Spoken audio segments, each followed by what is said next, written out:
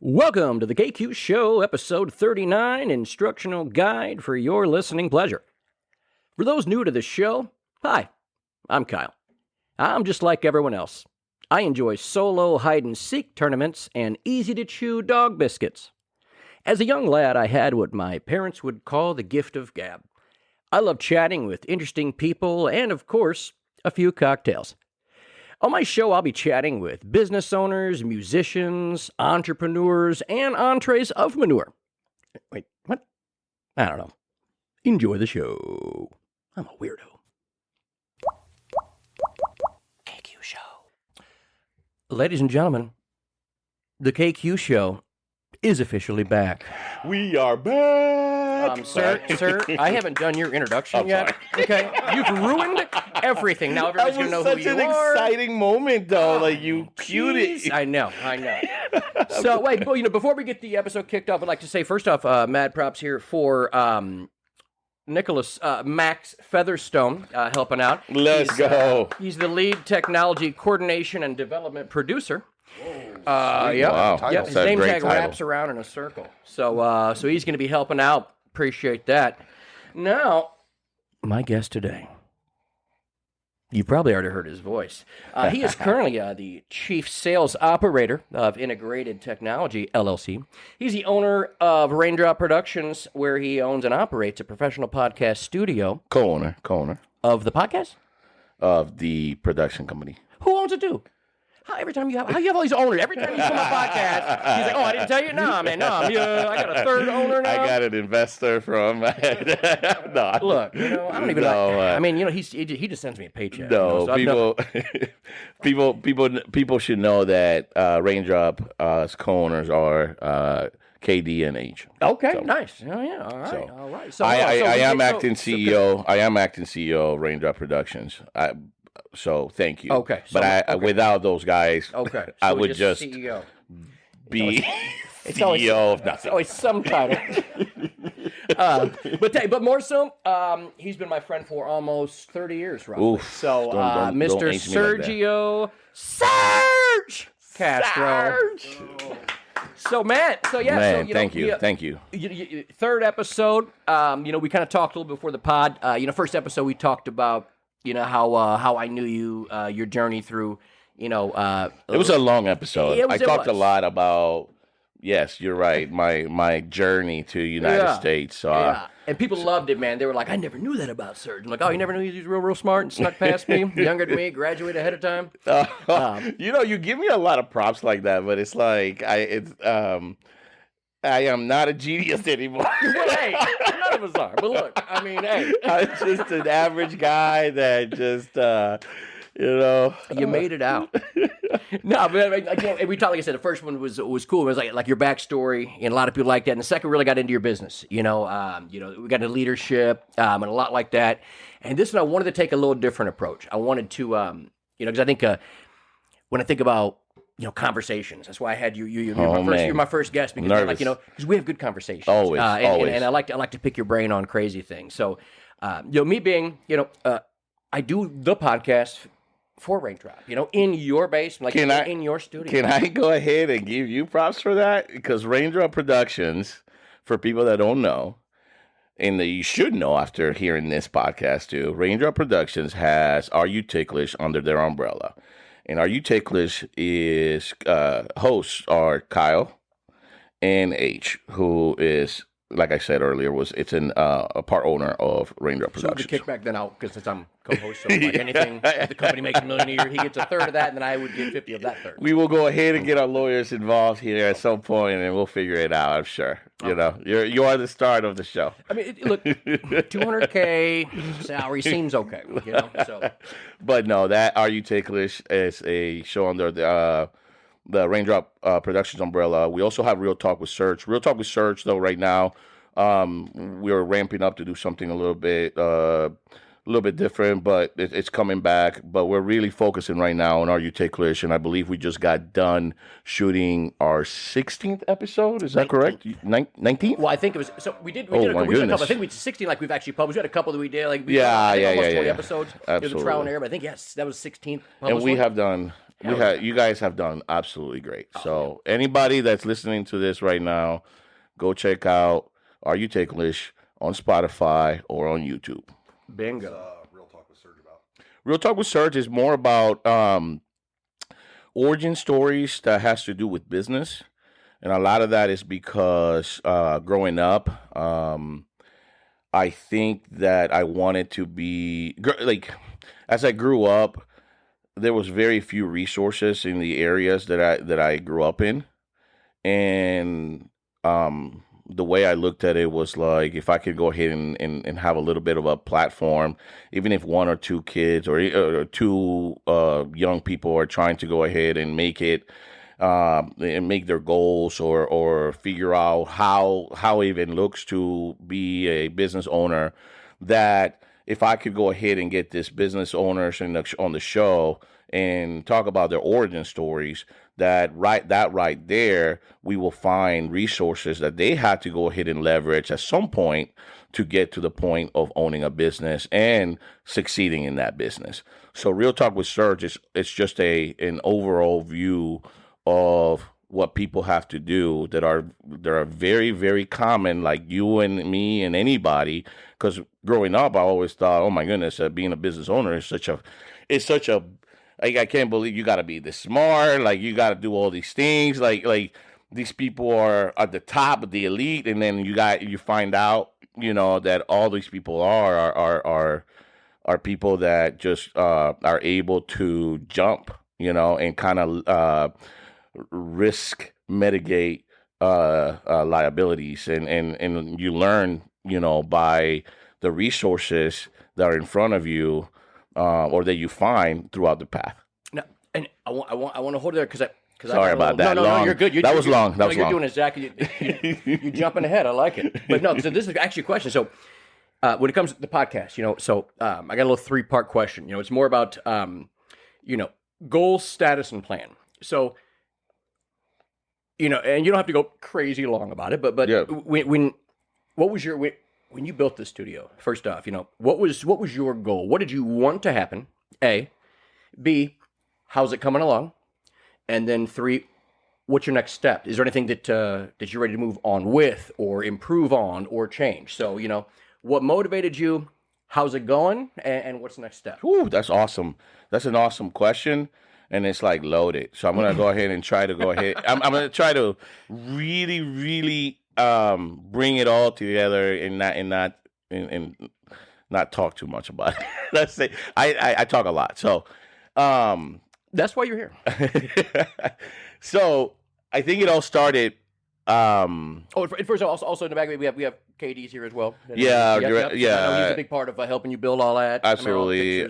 Looking real sweaty with paint all over him all the time.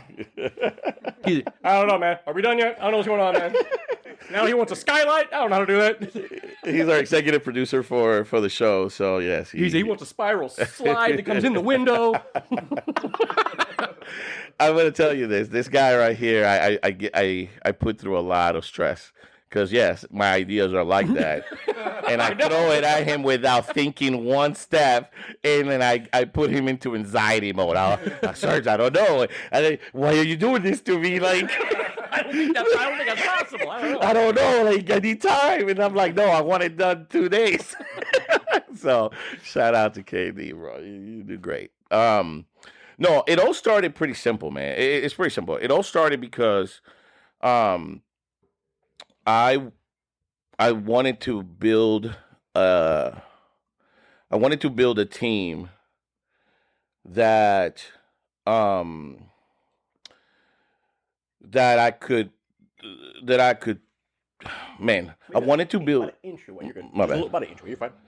I wanted to build a team with my brothers. Mm-hmm. I mean, that's really what it all came down. And by that I mean KD and H. Mm-hmm. And I think that for me, like everybody's known, we've created this relationship where everybody knows that KDH and myself are related, but we're not related. But LC3, is that? I know, right? Should I? I'll put those pictures on here. So at one point, So because of that, we created this family, right? Which is his three brothers. Right now, we all have siblings that we love, and we've all been part of their lives as well. But it seems there's something special between us three that has carried us since.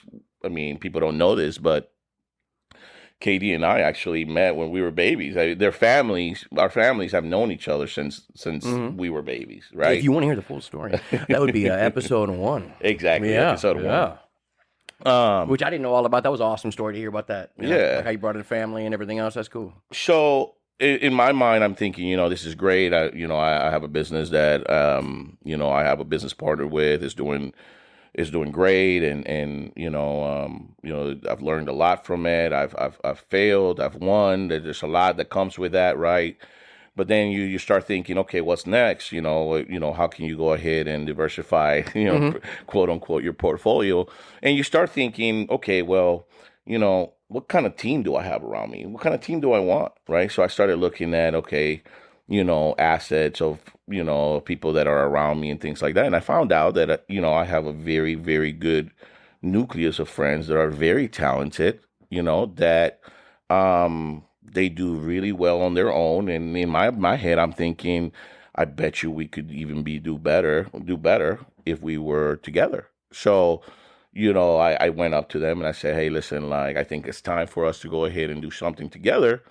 I don't know how that looks, but I want you guys to start looking like at things. Maybe we started molding the vision of what it could be, right? So when you do that, you just start throwing things at the wall. So you weren't thinking, you weren't like, hey guys, let's go to base and build a podcast. Not at all, so you were man. serious. Not at all. Okay. Not at all. We were just like, for us, it was more like, first of all, we need to figure out if we want to do something together. Right? Step one. That's a big step. Because I'm thinking, like, the way that I'm looking at it is very like, hey guys, like, I want to do this together. We're gonna run it like a business. We're brothers. We've been brothers, right? There's an aspect that I want. I whatever we do, we're gonna start moving like it's a business. So there's going to be, job descriptions, titles, things like that, right? And so we started just kind of getting together every week and just kind of brainstorming things, and we would research, and then I think, people probably know this. H and KD are very, they're very big on music, right? So they've always had this type of connection through music, and they're also very, very, uh, they bring in a very unique way of music in their own selves. Like they've been connected through music, but they don't do music the same. It's kind of, and that's what's intriguing, right? Because I think that there's an aspect where, they, because we've been together for so long, you would think like, oh, they're into the same stuff and they're going to be looking at things very, very equally. And when it comes to music, they come from different genres, and KD is more of the producer side. Oh. Taylor Swift. But he comes from the producer side, right? He wants to build and really take you on a ride through his music. And you do, by the way, man. Just a shout out. Like I told you, man, you need to do this. Every time I hear the stuff you do on music, I'm like, look, I know you can paint the Mona Lisa and all of you have 9,000 things you're really good at, man. But that music, dude, you touch souls. You do something different, man. There's a lot of music out there, man. But yeah. And so he does that, right? And then you have H, who's more vocal. He's more on the vocal side. He is, he's more on the lyric side. Like he concentrates on his rap, on his. So, I have been the kind of the odd duckling out, really, when it comes to that type of connection. Even through LC3, like a lot of people know about LC3, But I did LC3 not because I was such a very very good artist. I did LC3 at that time is because I just wanted to hang out with my friends, and Yeah. I wanted these were my brothers, and I just Yeah. wanted to be around I them. feel like that's how everything good starts. So yeah. But anyways, going back to the story of how it all started, I think that we ended up, obviously we've been a very big fan of your show, and Appreciate that. you're kind of I got to give you your flowers because I think that there's an aspect where consistency is key to any type of like goals or any success that you're going to reach in anything that you put your mind to.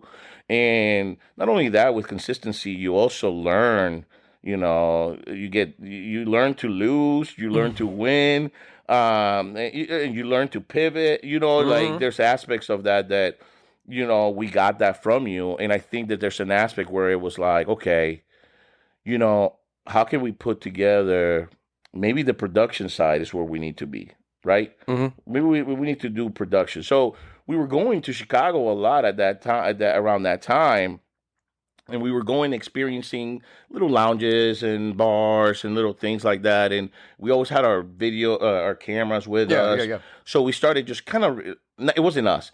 KD started recording everything, and H started recording everything. Really, that's where it was.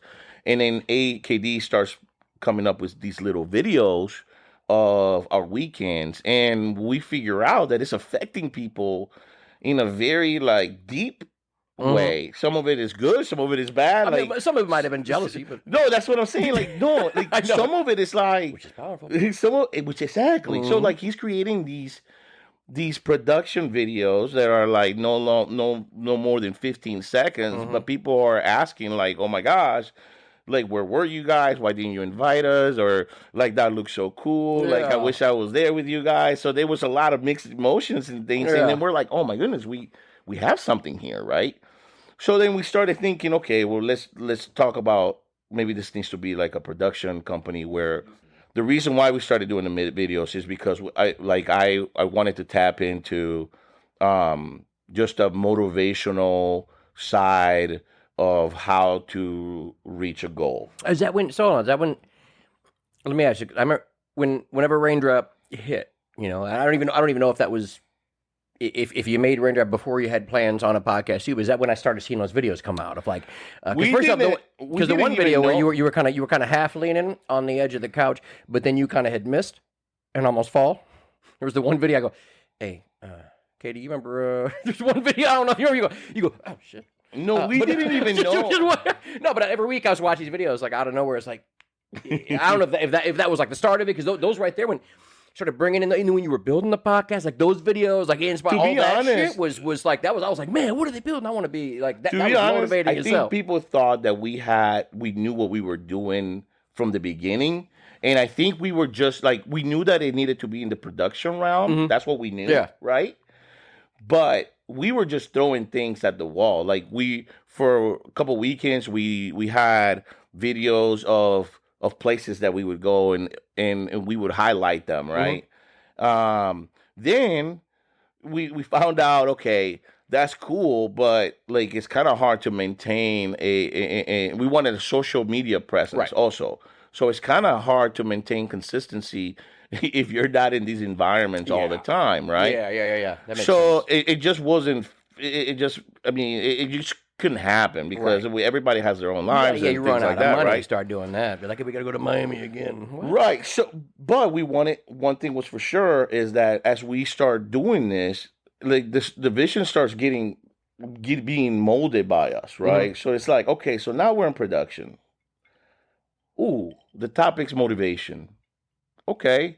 So it's like I can deal with this. So what do we do, guys? What do we do that is very easy for us to do, but how do we create consistency so we can leverage maybe a social media presence?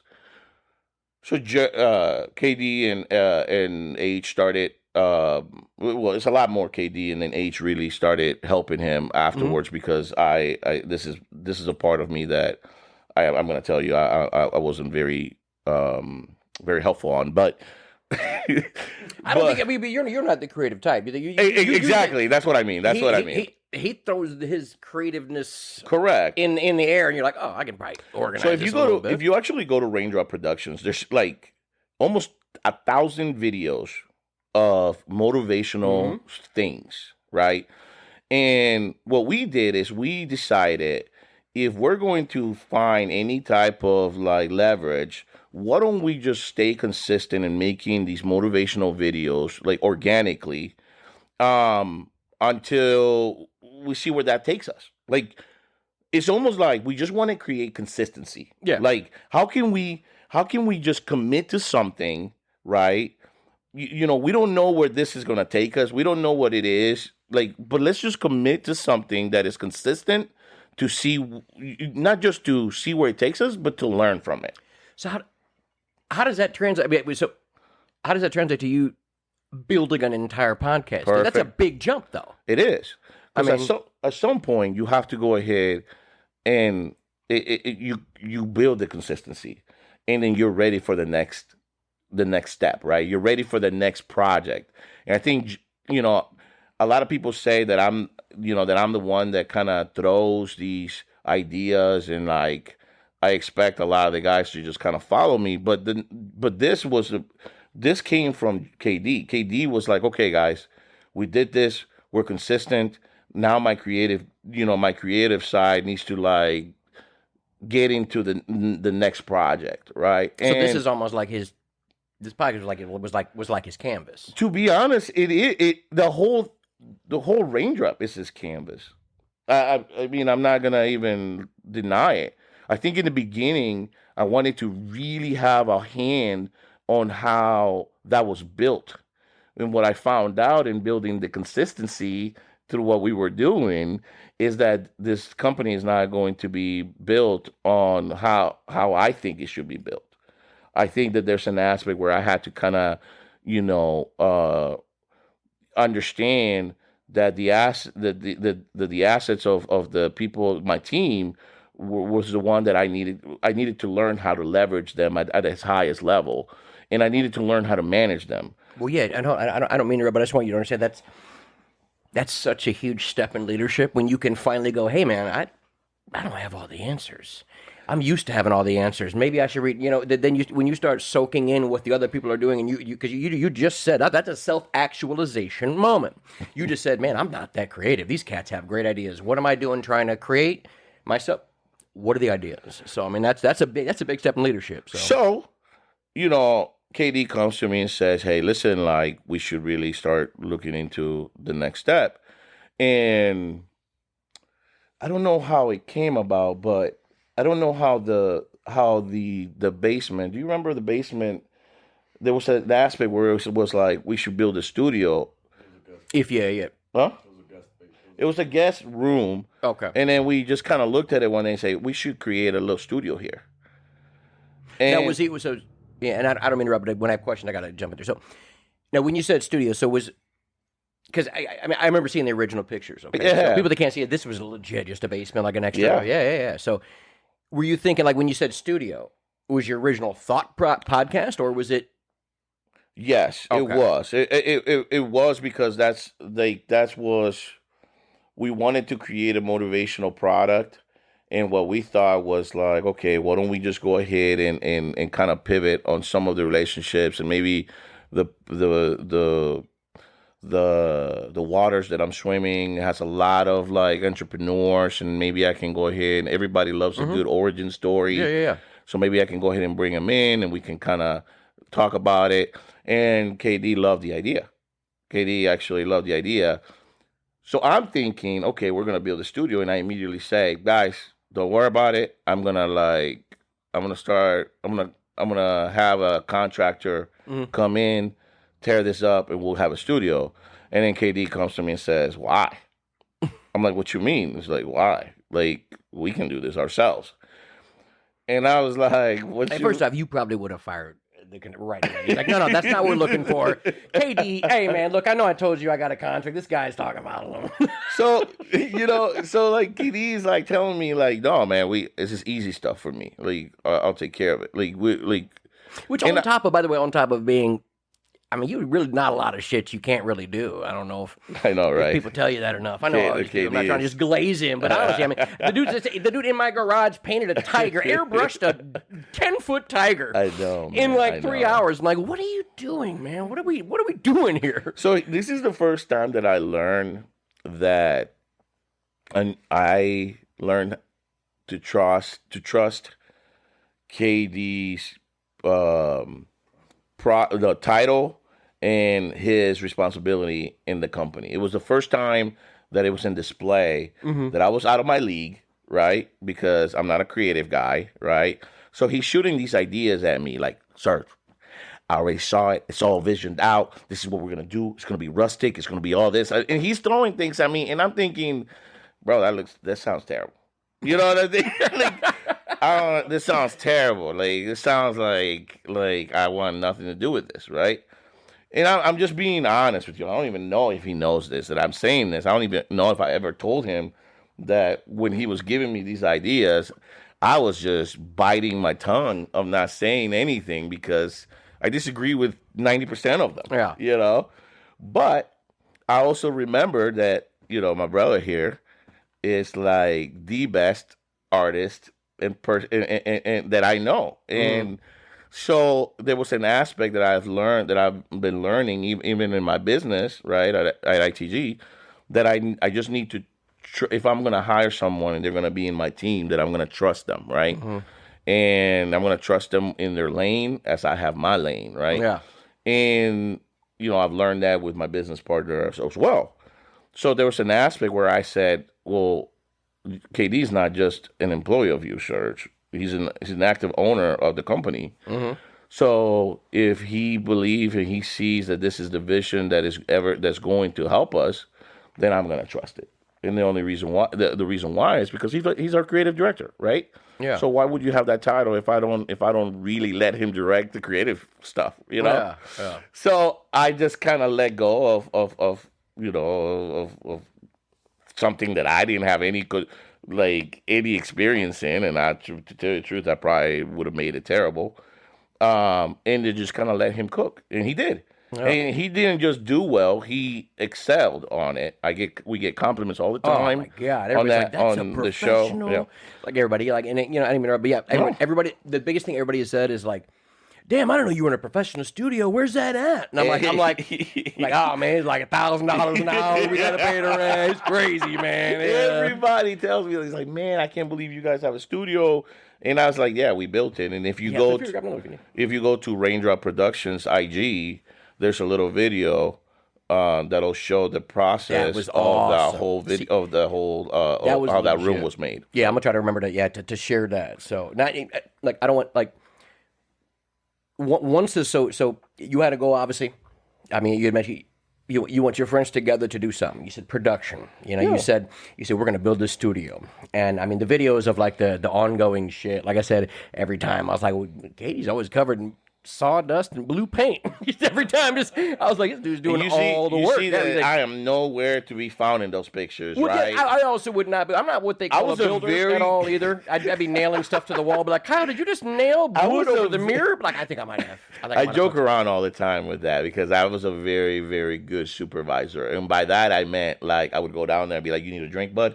Yep. You need a drink? And you need a beer? Let me get you a beer real quick. That was like when Keenan was building my basement. I was like, hey, man, I got you a bunch of Bud Light, but I don't want to or know how to help you, man. So I hope that you drink a bunch of it. That is. So that basement was definitely a project that I had very little to do with, but KD and H ultimately did really well with. So what would you say then? So you have the goal in mind. So let's talk about the status of it. How's that going? Where how do you feel? You're like, hey, man, I built this studio. How do you feel it's going right now?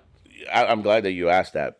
I think it's going for what. This is why I'm telling you, we're kind of throwing things at the wall, right? We thought that the primary show was going to be Real Talk with Serge.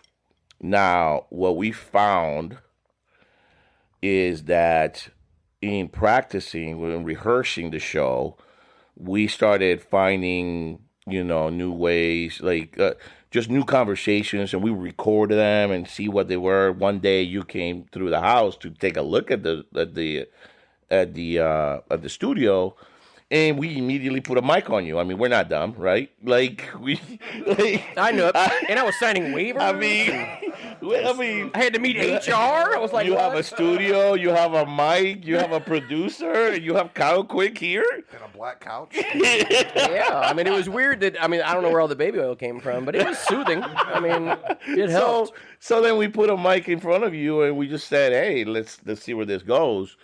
With H there, and it turned out to where Katie and I looked at each other and said, do we have something here? We may have something here. So we at that time we started to record like a couple of the first episodes of Real Talk with Serge, which some of them we didn't air. And we found out that focusing on two shows for KD was just kind of a lot. You know, it was asking for a lot. Oh yeah. You know, and I think for me, because we ended up saying, okay, let's see where Are You Ticklish? Well, it wasn't Are You Ticklish at first. It was Are We Recording? Are we You Ticklish? Are we Is recording? your mom right? watching? Are we recording? Whose Yes. pants are these? I think we went through a lot. Are we recording? That was the show, right? And so we started doing both, and we found out, man, that's a lot to ask on the editing side from KD. So we just kind of decided, listen, like my show doesn't have to be a primary focus where we come out with content every week, but it's a good show to have to where, you know, I have the right storm with the right person that we can just bring them in because we have the studio and we can go ahead and get it taken care of. And we are planning on that show. There's some other episodes coming to that show. We're just trying to. We want to do some different things with it. So roll that into then because that's right. My next step is what's next. Because my thing with I like the idea of your show. You know, I guess, you know, so you built the studio, you got it kind of rolling, and I feel like now you're going to kind of like your next step. So what's the next step? Like after what you've seen out of art, you built this thing, you got it running. You're like, all right, so what's the next step? What do you like? So right now we're not too focused on the next step, but more on building the consistency in learning how to have a show with a high level production. And I think what we found, we pivoted a little bit from Real Talk with Serge, and we really focused on Are You Ticklish because we thought, you know, there's probably a bigger audience here. Let's go ahead and explore this. You know, it's not easy to say when you have a diamond, you know, telling you like you yourself telling you, hey, listen, like I want, you know, like I want to do something with you guys, and us to ignore it. I think it was almost like the right storm at the right time to say, hey, maybe we need to pivot a little bit and go this direction for now and just really, really see where we can go with this. So we started focusing on Are You Ticklish, recording, and then we changed it to Are You Ticklish. And we really started focusing on Are You Ticklish. Well, when you build a show, for people that don't know, when you build a podcast or in videography, there is a lot of things that you're learning. If you're not just this videography guru or production guru, there are things that you learn as you do the show. We find out that there's a lot of editing. I didn't know that, you know. Yeah. I didn't know that KD was, you know, whenever I was done talking, right? I thought that was the hard part, but it's not. No, yeah. He had to go back to the house and basically block out his life and just concentrate for hours on how he's going to go ahead and edit the video. Sound is important. The video is important. the tools that you need to go ahead and run this through. Like you just start finding out that it's like having a podcast or having a production, anything, it's a little bit harder than just, that sounds cool. Like, I want to do that because that sounds cool. And that's me. Yeah. And without easy. When we're done, we just hit post, right? Without KD&H, that would be what I would have. I would have just... You'd have your so how do you feel? You'd be handing your iPhone back and forth just in a parking lot somewhere. Hey, man, we're out here at Target. That's hilarious. That's hilarious. I got a story about that. But anyway. We started in Target. So we ended up, we're right now where we are, it's hard to talk about the next step, and the reason why is because we're so focused on what's in front of us, which is Are You Ticklish? And Are You Ticklish is going through every week. People don't know this, but Are You Ticklish is always going through some type of tweak that people don't know. So tools that are being changed and being tried. Sometimes it hits, sometimes it doesn't. Sometimes we have problems with sound. If we have a little, sound, if people are out there, downloads. But here's the thing. This is what we are. Well, the great thing about having the team being on the same page is that because everybody's on the same page, everybody's committed to a product, and because everybody's committed to that product, that goal of creating this product. It's almost like, listen, like we all know we want perfection, but we also got to jump, just like any goals out there.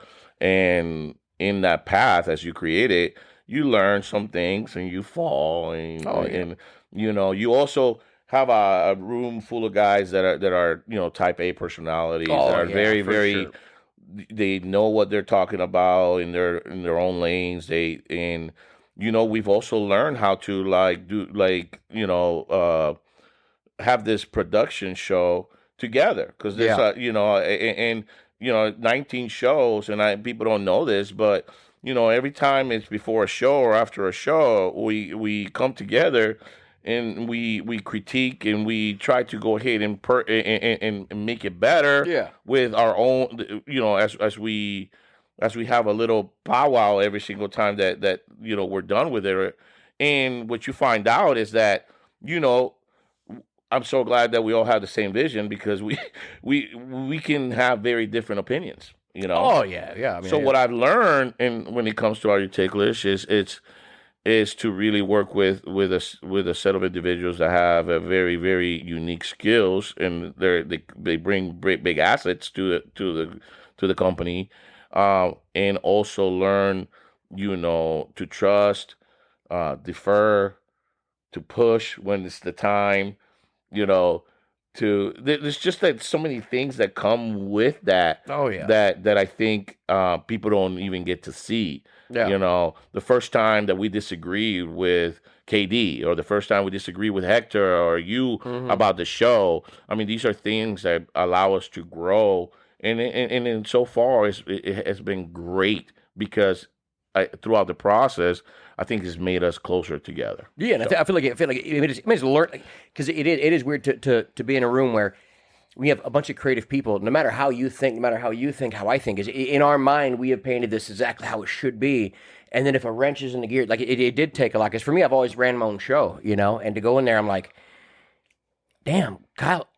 Wow, you're stubborn as fuck. They're right. I get home, I'm like, damn, I should just probably start listening to people. That is so right. I remember the time I came to, hey, man, my bad, bro. Like, I re-listened to it. I was like, yeah, you are 100% right. Because it's that level of, like you had mentioned, that you get a bunch of people together where everybody, we all want the best. Of course. But it's so hard to, which is something that I had to learn. I mean, I know I'm stubborn as fuck. That's me. It sucks. Even when somebody's right, but like, you are on fire. We need to put water on you. I'm like, no, I'm all set, man. I'm good. I'm looking for a 10. I'll be fine. Like, it's one of those things that I think it took us, about 5 or 6 episodes till we all were like, all right, so what input, and then we started mashing and put together, and then it made sense.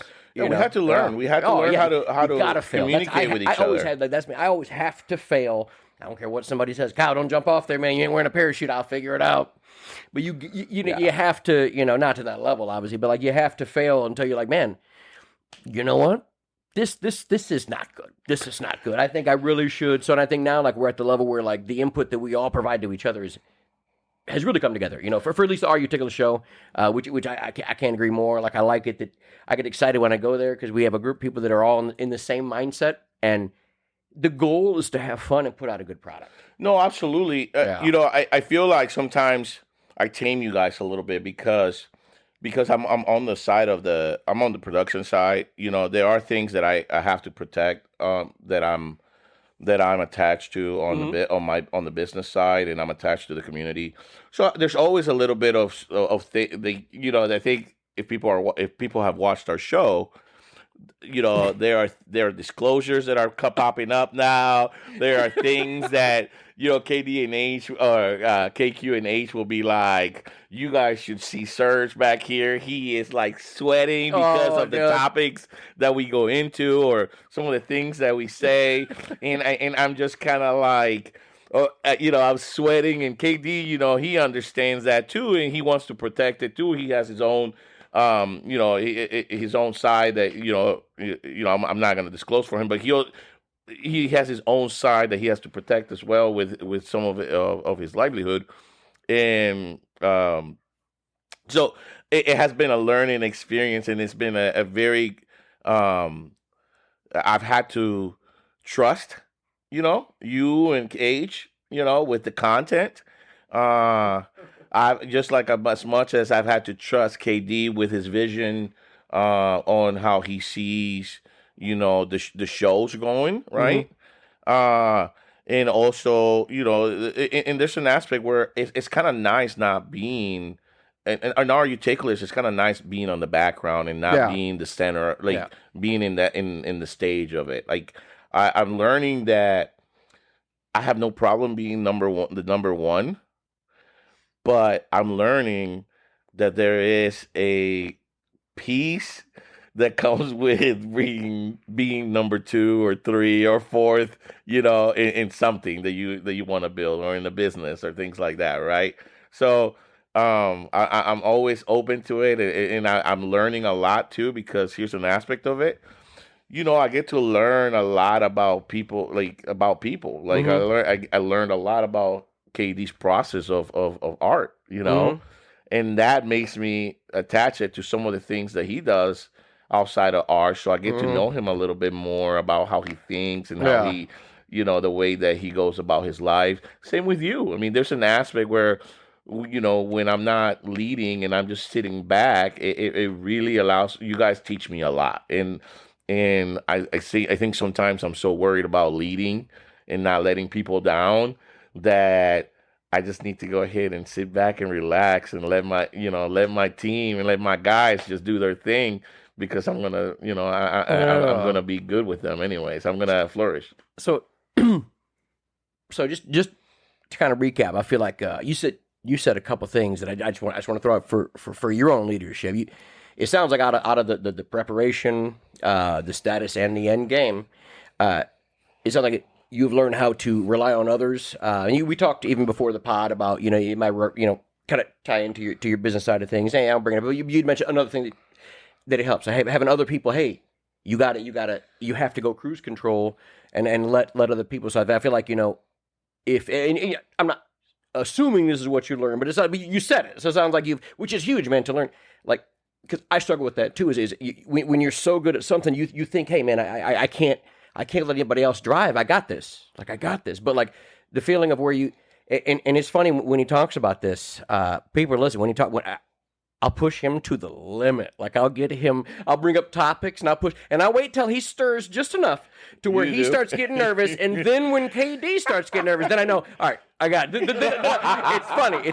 I watch it happen. And I even hear H like, we need to move on. Hang on, we can push him a little bit more. Oh my God, man, you do that so well. And you know what's funny about that though? I am. What people don't know is that I have yes, I'm getting nervous. Yes, I'm getting a little like I'm a little uncomfortable. Maybe if you look at me, But people don't know is that I'm laughing just as hard. Like I'm just keeping it in because like I'm just kind of like, man, this is hilarious. But I'm like, I can't. I was like, make it stop, somebody. I believe you did. You got cut. But no, that's been awesome, man. I've enjoyed my time with you guys on that show. Well, I'm glad, man. I got to stop and fill up real quick. Hit stop there. Yeah. All right. So now I've got a question. I've always had a question about this. You're always with your friends, your family. You're out of town. You're with your business partner. You're several business partners. You own a lot of stuff. What is the one thing that you do for you? Whether it be hobby, activity, crafts, whatever. What do you do for you?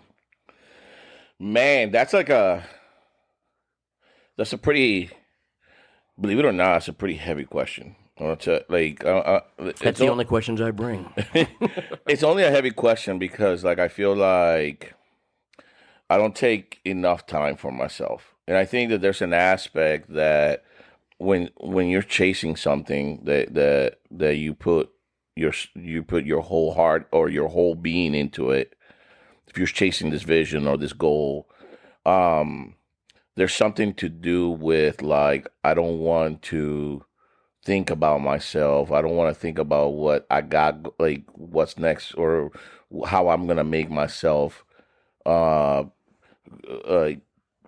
feel good, because there's, first of all, there's a lot of people depending on you, right? So you have kind of a little bit, the weight on your shoulders are a little bit high, a little bit heavy, because there's a lot of people that are depending on you. Especially if you have a family, you have other type of responsibilities. So that's a question that I don't get asked very often. Like, it's almost like the question of, like, how you been, Serge? How you doing, Serge? I don't get asked that question very much, right? And man, that was very sad. I didn't mean for that to be so sad. How you doing? Nobody. It also got dead quiet like crickets. That was so sad. I did not mean for that to be so sad, but there is an aspect that is true, that is attached to that. My life is not sad, but there are things and moments that you feel very alone and very disconnected from people. So what do you do? So what I do, I'm going to tell you. I do two things. The people want to know. I do two things. One, porn. Sorry. No, listen, I stay can only away be quiet from it. for. I can only In fact, that's so the long. worst thing you want to do when you're chasing a goal. Oh, that is the worst let me thing you write want to something do. down. Write a note. I'll give a warning. Delete the browser. Well, our producer just left. He just ruined his day. Thanks. Oh, that's hilarious, bro. Oh, man. No, I do two things. One is, I like to spend a lot alone time, like, just kind of. It's not meditation. I enjoy being alone with my thoughts. That's marination. Yeah, you're either meditating or marinating. I don't know how to meditate. I don't. I try. Sit there, do these breathing techniques. Nah, man, I'm just gonna marinate. I'm just gonna sit here, let it. So a lot of people don't know this, but I love to be alone with my thoughts, man. Like, I found this out because my wife, sometimes she'll, like, I'll come home, or after the kids go to bed, I'll just go outside in the yard, or in the area where I have my little patio area, and I just kind of sit there and I just stare at nothing. And she tells me, she sees me, and she's like, I don't know. She used to be worried. She's like, because there was a very nothingness in your, like, how you look, and she's figured out that, like, it's part of, like your process. It's part of my process, my balance, right? Now, is this something that you like after work type of thing? Is it almost like you have to like kind of decompress? Yeah, I would Okay. say after work, that's a pretty good time for me to, to just be alone in my thoughts. I go through. I'm a overthinker, just a lot of people are, just like a lot of people are. So being alone with my thoughts allows me to really just go throughout the day and really, really be self-aware of every decision that I've made throughout that day, right? And what I mean by that is accept where I fell short, accept where I felt like I exceeded, Mm-hmm. where I felt good. I just kind of go through the whole day, and allows me to really put myself on trial almost, right? You might think, Serge, that doesn't sound relaxing at all. I mean, it sounded more like you might just be adding stress. I'd like to get 10. I'd like to get 10 Jerry and my peers to sit here and tell me what I'm doing wrong all day, because I need to be My wife judged. thinks all the time. She's like, dude, when you go out there, you just look so stressed and you look like you're just deep. But it does allow me to just be a little bit aware about who I am and what I'm doing and the things how I'm making decisions, whether they are selfish, whether they are because they feel good, whether they are because it's what I've learned through my process. It really allows me to know a little bit more about myself and kind of take out the BS, not BS myself I got you. type deal, right? So that's one of them. The second thing that I really, really enjoy is just spending time with my brothers. Got you. Like I think that there's an aspect where people are probably gonna hear this and it's like, well, you don't like spending time with your family. No, it's not that. I love my family. I love my kids. In fact, I think about my wife. I think about my kids every second of that I'm consciously like aware of them. Like I'm always aware of them. Everything that I do is being driven by them. Like there's a little bit of my why there, right?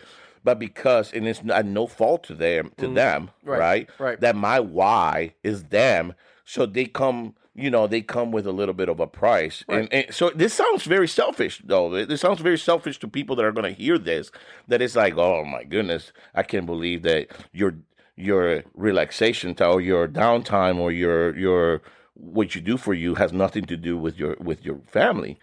It does have to do with my I was about to family. say, yeah, it It seems does like it have to does, do with yeah. my family. It just has to do with my brothers. I will always choose to spend time with my family first in anything in this world. Right. I think even my wife will tell you that, right? But there is something about spending time with my brothers where I can let go of every single thing that is on my shoulders. You get to be the real Surge for a minute. You get to take that what you used to call me the corporate hat off. Yes, that's a pretty good way to put it. Oh, you just yeah, did you that. popped that corporate You hat just off. did that like 10 years later. I see what I you did did there? there. Yeah, it's called the Circle of Life. I know. I see what you did there. For people that don't know, I used to tell Kyle that he had his little corporate hat on when we were working at Sprint because he was our manager and he had to tell us to do things that I was like, oh, that's very corporate. Listen, he's got his corporate hat on. And now, 10 years later, he just, switch mode. I believe, who said that? Buster Rhymes. I believe flip mode. Buster Rhymes. I believe Flip mode is the Yep, greatest. I think he it's the said that. greatest. I believe touch it, touch it, touch it. I don't know the rest. I don't even think No, it's touch it, I touch don't it, touch know it. about that one. I don't know. I might have been the remix. But Bruce, can you look up if I'm allowed to say that? so no, man, I love spending time with my brothers. I love what people don't know is I love cities. I love big cities. I love Chicago. I love I love Miami. Everyone knows you I love love Miami. New York. I Miami love knows Vegas. you love I Miami. love any big city. You put me in a big city, and there is something about like the atmosphere of a big city where I can just really like get a very, very like good high from. Like Superman in the sun type of thing. Yeah, that's your superpower. You're yeah, like, let me get it's crazy because it's like I live in Indiana. Yeah, you know? I get it. Yeah, you leave it here. Oh my god. I will tell you this: like too much of a good thing could become real bad for you. So I am gonna tell you, it does go with this. Like, I should never live in a big city because there's an aspect of a big city that we're not going to talk about in this podcast, but you know, it really was it the Diddy parties? Or, we can skip. We can skip. I don't have HR, so. But it really, really brings out a side where you know, 20-year-old Sergio she just have back in the day, you know. So, I do love spending time with my brothers and you know, just exploring a big city. You know, doing things that, you know, maybe growing up we were not able to do because, you know, we grew up, let's be honest, we grew up, you know, in you know, I don't like the word poor. I just want to let you know, I don't like the word poor even if we were poor, okay?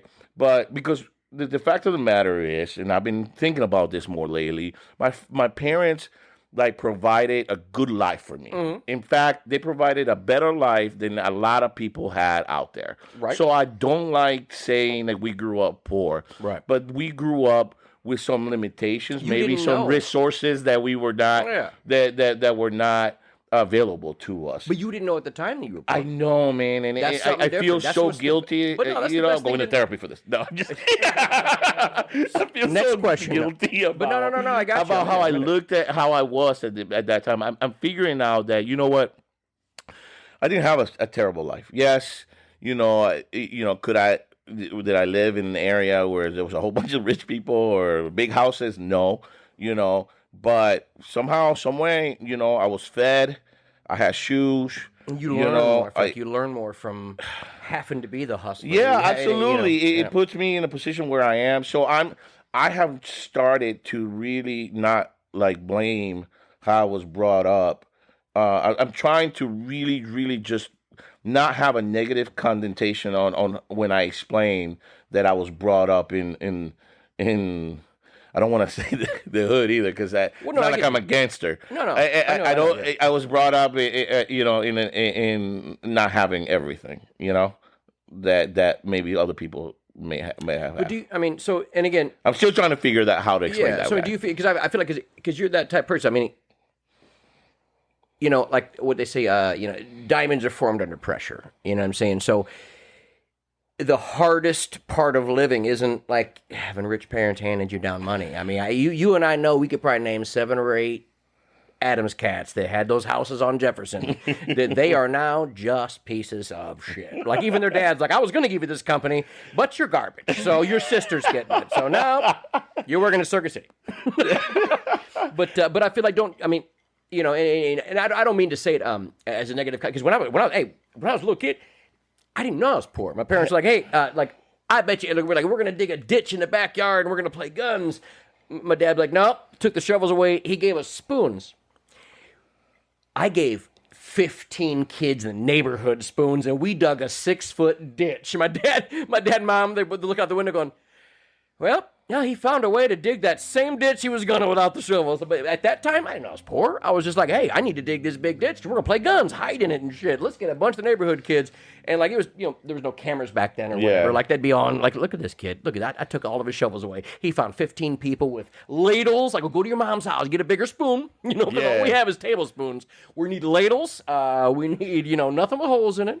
But like, you know, like for me, I didn't know I was poor. Like, you know, and I'm not saying that we were dirt poor. You know what I'm saying? Like, I mean, in a retrospective financial stuff, yeah, I mean, bottom of the run. But everything we had was there. Like, you know, it wasn't that, I didn't get my VR headset. This is bullshit. No, everybody, we were in an area that, like, you know, outside was fun. So it was like, just be outside. So. You know what? I just came into realization. I just thought about this recently. You know, I was not born in the United States, right? I came to this country in 1996 with my parents, right? And I came to the realization that there were things that maybe I thought I didn't have. It was because it was such a culture shock for my parents and myself to come from another country into this country and know what's accessible in this country and what can be and could be accessible in this country. And when you like that, that at that time, I don't think this is the reason why I have a hard time saying that we were poor. I mean, we weren't rich, but it's hard for me to say that because I feel like it was more like it had to do with the cultural shock that I had, that everything was so accessible here that I looked at my parents like, hey, where's my PS PlayStation, bro? Everybody has it. Why don't I have it? You know what I mean? Yeah, And it okay. was more like, well, Serge, like my parents don't know nothing about electronics. Like, Yeah. and if they knew that about that, and I really, really like, and we came from here, they probably would have done everything they could to give me whatever I wanted at that time. So I've been finding grace at the fact that you know, like the cultural shock. It wasn't just for me; it was for my parents too. Mm-hmm. So like, yes, did we have a lot of money? Yes. No, we didn't. Yes. Did we live in a big house? Yeah. No, we didn't. But it seems to be like all of the major parts that you need to like have a family and and provide for a family. Like my parents provided. Yeah, hell yeah. So now there is an aspect that there was a little bit of that does come with a little bit of what's called trauma because Mm-hmm. in my head I'm thinking, man, I can't believe I don't have any of it. Like or I wasn't, I never grew up with it. That sometimes I make up with my kids, right? So like my kids are one of those kids that are like their parents do know what's really nice out there. Like my kids Yeah, really. handfuls of them. I got two So they PS5, really Daddy. they are getting a little bit like sometimes they're getting a little bit of the I'm making up for some of the things So they're getting a that benefit. I didn't get. Okay, but in the long term. So they're rocking like actual Adidas, not the four stripes. Like Yeah, that. exactly. Like what I had. As- Yeah, they don't In got elementary Spider-Man school. shoes when they're 15. These ain't cool anymore. Hey, they get the Batman. I remember that though. Like growing up, it was like my mom was like, "Oh, we can't get you like the Adidas shoes, but here I got you these. These look like Adidas, and there's four stripes." I'm like, Yep, Cool. that is why Thanks, I Mom. started renting my father's pornos to make my own shoes. Like, Dad, I'm not going to basketball practice with Franklin's. He goes, boxers wear those shoes. I'm playing basketball. I don't want to wear these. They're $20. You get those or nothing. I go, all right, I got to tell the coach I ain't playing. Sorry, Yep, coach. We fifth don't have grade the money to basketball, buy I remember clothes. Like I had the four stripe Adidas knockoffs, and like on the gym court would have to like lick my hand and wipe the bottom of my shoe for grip to get some grip. Yep, get that gum bottom with. Yep. Oh my And God. I think it was like middle school before my dad was like, "All right, get the little asshole like Nikes or Adidas this time." I'm like, "Finally." Can I tell you a story that I am not proud of? that is Yes, attached? please. We're I don't know. excited. I can't believe I'm telling this story. But I'm gonna tell it just because it's kind of funny, but it's absolutely terrible, and I have addressed it.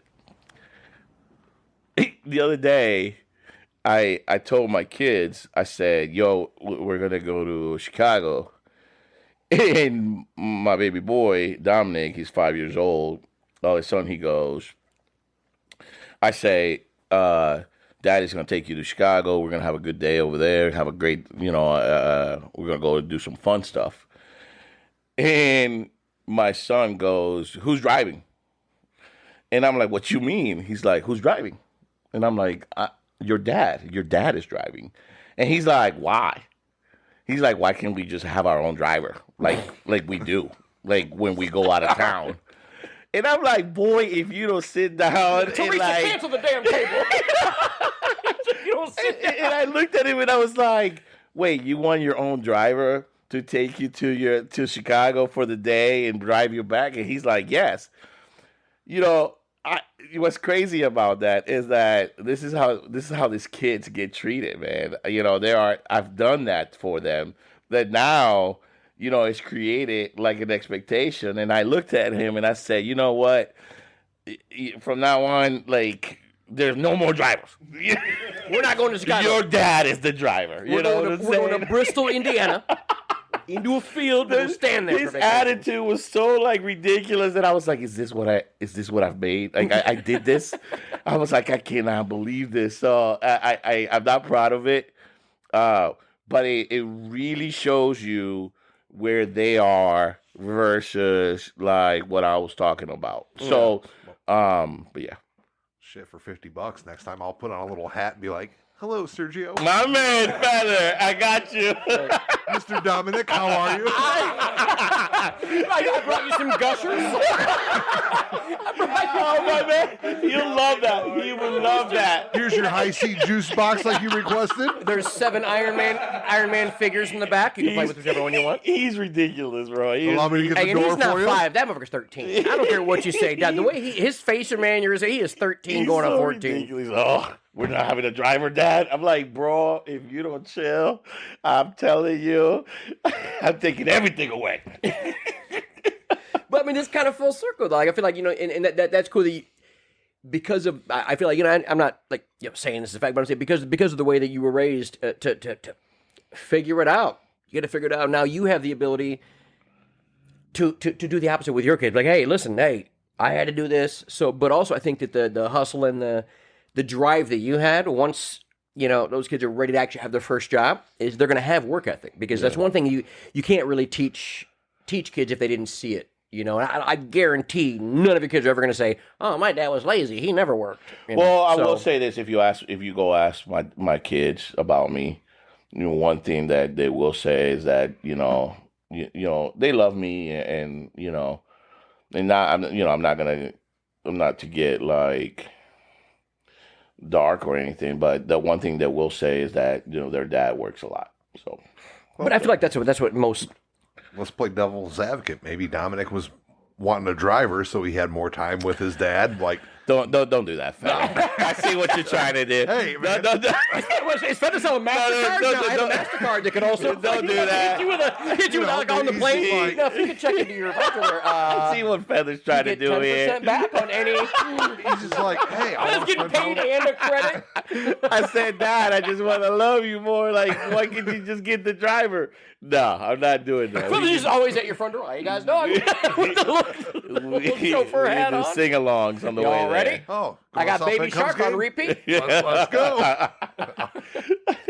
From now on, I'm using Ubers. You need to ride a Our Kroger? driver's here. Easy.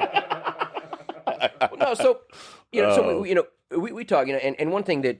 So those are the two things that I do, bud. Yeah, To answer that. and I appreciate, and I feel like the answer would have definitely been, nothing on your own.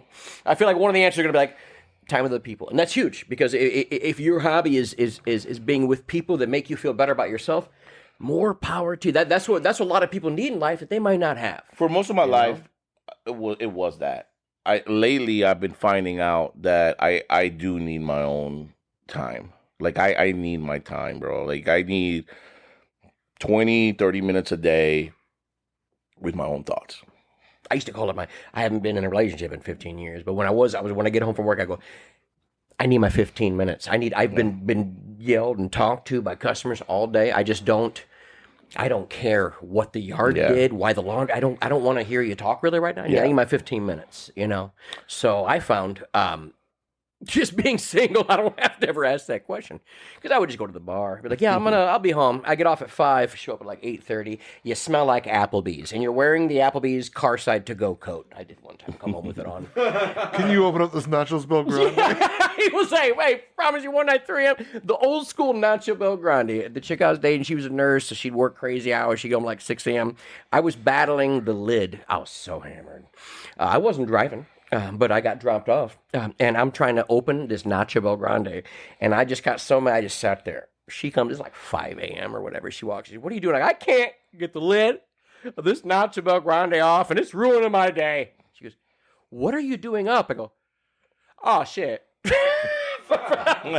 didn't know I was out drinking all night, and now I'm drunk, and I've already murked a couple Crunch Wraps, but now I'm really trying to get into this. I told him to this day, I go, I shouldn't.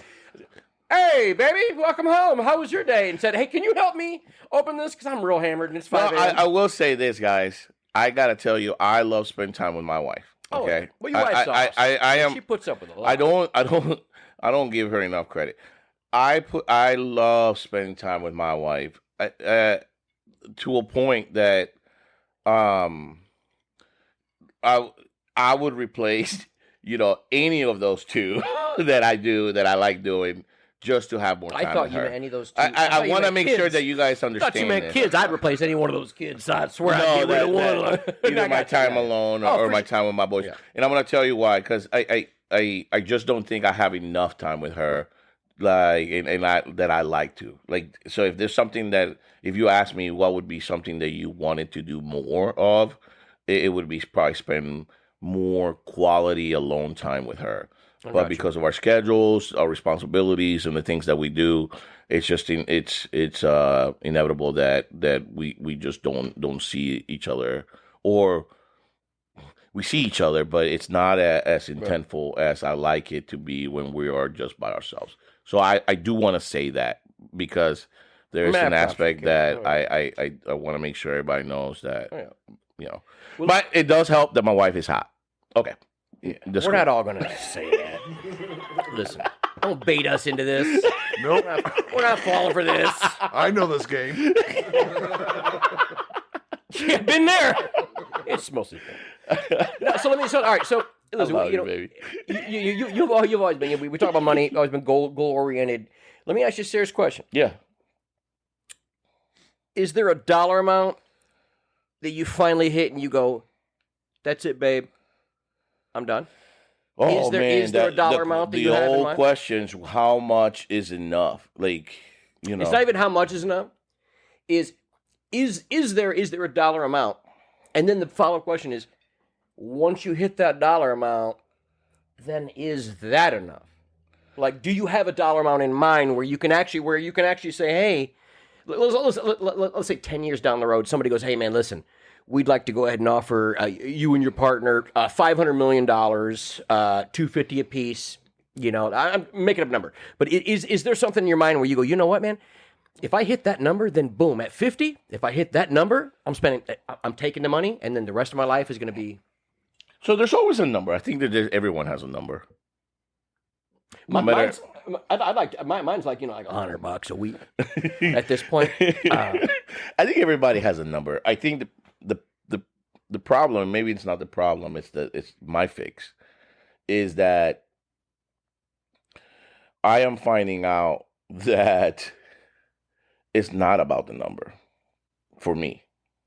I'm finding out that it's more about, like, I am my best at leveraging my strengths when there is a nonstop treadmill trying to, like, be in that game, right? Of chasing something that you'll never reach because you're just always in the game. For me, it's like I'm finding out that, yes, I have a number. Of course, so everyone has a number. But even when I get to that number, what am I going to do? Just sit down? That's the question. Sit down, hang out? That's the question. I just don't see myself doing that. I don't see myself just like sitting into, or riding into the sunset after I reach my number, right? I think for me it's more like, okay, that's a big goal, and it's going to, like, bring some financial goals that I aspire to have, or freedom that I aspire to have. But I have found out that I am my worst self when there's not a goal, like, in front of me. Idle hands are the devil's playground. So for me, exactly, right? So for me, it's like I gotta have that carrot in front of me. Like, maybe it'll be something else, but that carrot will always have to be in front of me, because if it's not, then I just don't like myself very much when you're stagnant, when I'm slowing down. When I'm slowing down. Do you value money over time? No. Okay. No. So then, is there a dollar amount that could buy you time? I believe that once you've reached that level, like, time is more valuable than money. Like, so is there a dollar amount that you, because if you have unlimited money, then you have free time. It's just, so is there a dollar amount that you could be comfortable? Man, I have this much, and then your time is now endless. You get to open it up. Yeah, Does that make sense? Yes, there's always that, but I don't want to answer that because it diminishes what I'm going through in the stage that I'm in, where I have to look at. My kids are. I'm loving being a father to a 9-year-old baby girl and a 5-year-old baby boy. Like I know, I can't answer that because then it diminishes the path that I'm in, and I'm trying to be as aware as possible that I have to enjoy, the path. It's very hard to do so if you're a person like me, because we believe that the goal is the ultimate focus, the ultimate like mission, right? That reaching that number is the ultimate mission. What I'm finding out is once you have that mentality, you miss a lot, man. And then you're not as intentful as you can be when you do have the moments in front of you. So I'm going to decline to answer your question, and the reason why, out of respect, that I am enjoying the path to that goal. Like when I have time, yes, I don't have a lot of time. I work a lot, but when I have the time, the little time that I have with my kids, I want to be as intentful as possible. And there's an aspect that when I'm in it, the goal is reached. Mm-hmm. Like I don't think about the goal, the goal. I feel like I am living the goal. Yeah. So maybe I'm cheating on my answer, but that's the only way that I can tell you that I where I'm at right now is, yes, there is a goal. Yes, there is a number, but I'd rather decline your answer and tell you that your question and tell you that where I'm at right now, when I am with the moments that I have with the people in my environment and the team and the people that I love, are so intentful that it does make me feel like that goal doesn't matter. And I 100%. That's cheap. That was. I I'm sorry. 100% wrote down that you would absolutely answer that question. I knew there wouldn't be a number because I feel like I got that number, but you're like, hey, Kayla, I mean... It diminishes, bro. That answer diminishes the process, and I'm not going to do that. I'm with you. Okay, let me ask you this. And this is a fun... This is, I'm going to do a couple fun questions, and then, then we'll get heavy. Yeah. Let me ask you something. What's something that you have confidently did wrong for way too long? My 20s. Well, my 20s. Elaborate. I'm sorry. I'm sorry. I'm happy. So in I'm my happy. 20s. Let me do a pee break real quick because we're on the same damn page. I put let me go from 2000. I tell you, gave me the same mindset in the 20s. Hey, dude, I mean, if I could do it over again, oh my God, dangerous. Kyle, brush your fucking teeth more. Stop going to fucking sleep with booze all in your mouth and shit. You got cavities. Hey, and that's crazy because honestly, that's very similar because my 20s were, that was my first answer. I was like, yeah, probably most of my 20s. But no, elaborate, man. I feel like if I could have a little bit more of what I know now, I think I'd be very dangerous in my 20s. And I looked at myself, with self-awareness, there comes to a little bit of you have to accept some of your wrongs and some of your deficiencies. And I just feel like though my 20s were very key on making some really deep relationships and actually relationships that helped me get to where I am now, which is, it's not very far, but I I'm in the right path, of right? Several companies. I think that's pretty far. I just feel like if I had some of my mentality and a little bit of of the tenacity and consistency that I could have applied it in my 20s to find success in anything that I put my mind at that time. But at that time, I was just worried about. I was living for the weekend, Twapping. Yeah. Search and destroy. Yeah, it was. So I wish, and I tell the guys this all the time, KDNH, and my buddies Nate and Jay and everyone. I wish that I would have came to them and said, I would have the aptitude to say, hey, we need to do something together. That had to do with business or some sort. So I got you. So, Yeah. No, I don't want. I don't want to.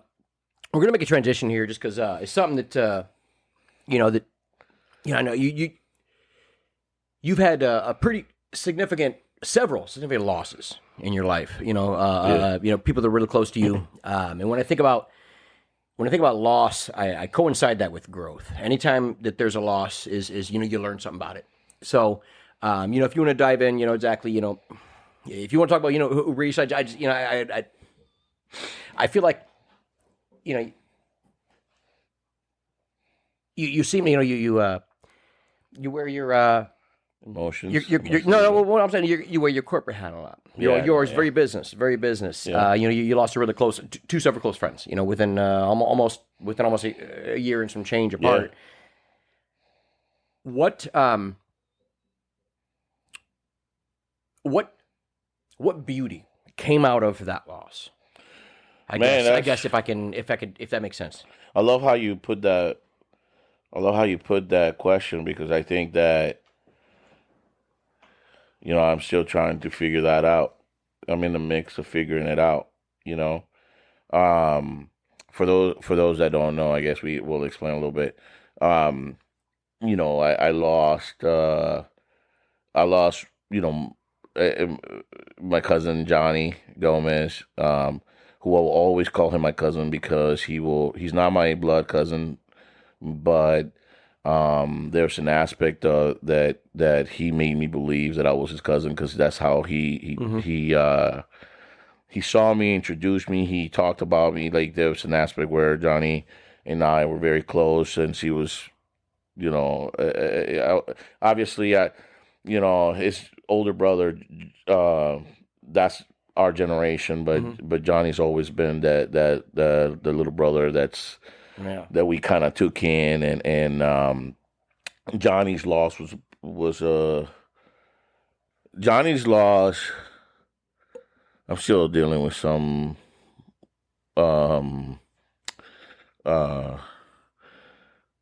guilt, some guilt at the end of his life. What do you mean? Johnny and I were we're very close through his life, and I feel like at the end of his life, I'm dealing with some parts of that I could have been closer, could have had more conversations with him and talked to him about. So just like anybody, but That's a normal thing with losses. Yeah, I'm still working through some things. I also don't want to undersell the fact that Johnny, that his family, his immediate family, has lost a son, a brother, a grandkid, a grandson. Like, his immediate family, like, first of all, shout out to the Gomez's and prayers to them, and they've had a very rough couple years with some big losses in their family. So I don't want my feelings about Johnny overshadow the fact that he had immediate family that loved him very much, and I want to make sure that they know I love them, and they know that everybody knows that. Got you. I was just an extension of what he allowed me to be in his life, and I am very happy with that space. Yeah, because he was an employee of mine, and he didn't call you cousin, bro. He called you older brother all the time. He was like, that's an older brother, man. Yeah. That's Serge, and I haven't talked about Johnny in a long time, so I apologize Well, it's apologize tough, man. about. I understand that. Yeah, but you know, I am appreciative of the time that I spent with him, because I think that there was a lot of fun, man. There was a lot of fun with him. So in the end of the day, I mean, what is because when we think about loss, what is a loss of somebody that close to you? What has that done for you in your immediate friendship and family? So I want to tell you, before I go into that, I also want to talk about my brother Jonathan Bloomhart, who, aka Payday, aka the real deal. My brother Payday passed away. The Payday was a person that I met like within the first weeks of being in the United States in 1996, and he decided that he was a little older than me, and he decided that for whatever reason that he was going to hang out with this kid that barely knew English, and that he was going to take him under his wing and just kind of build a brotherhood with, and Petty passed away in December, and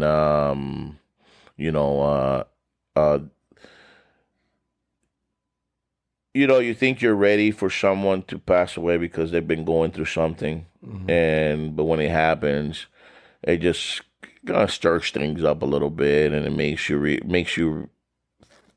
rethink and think about some of your priorities, how you see life, your memories with them.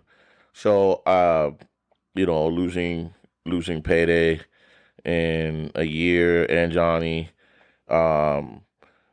it's been tough, man. It has been real tough. There's also, I hate to admit it. I hate to admit this, but because of the responsibilities that I have taken, you build your days in a way that you can't let some of this affect the path that you're in, and in part you feel guilty for it a little bit because you miss them, right? Yeah. But you don't know if I'm doing enough to keep their name. I got you. Alive. So I'm when you talk about what the beauty that came out of it. Yeah. I don't know if it's beauty, but it's more I look at it as more as not enlightenment, but like clarity, and accepting the fact that if you don't change the way that you look at the people that are present, that you love, and you are not intentful, that that you may have to carry with some guilt that maybe you're making up, maybe you're not, but at the same time, it allows you to tap into a place where you're like, okay, maybe I'll feel like this, but I'm not going to ever let a moment pass with someone that I love and not be intentful and letting them know how much I love them. Damn. So if there's beauty of that in that, that is driven by a little bit of guilt, then you know what, bro, I'll tell you that's what I've learned. So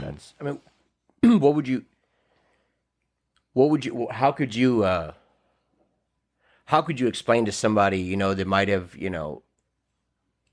might have lost somebody close?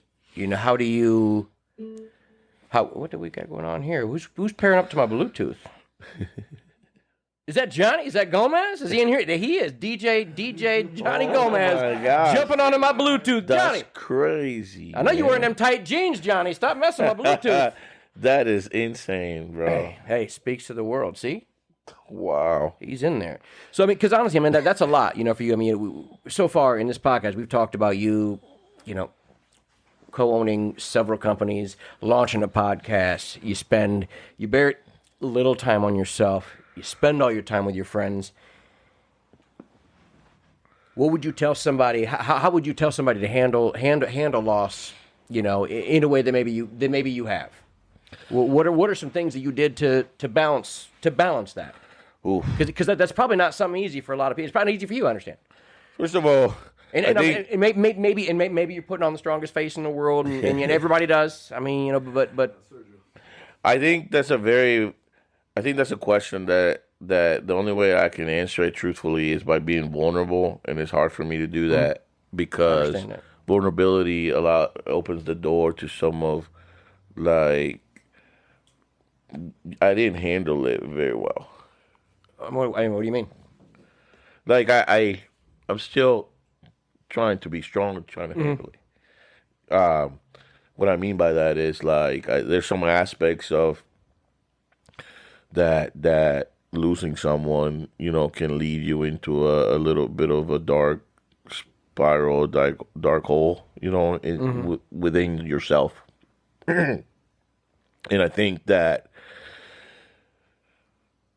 I almost think you got to have a little bit of space for that.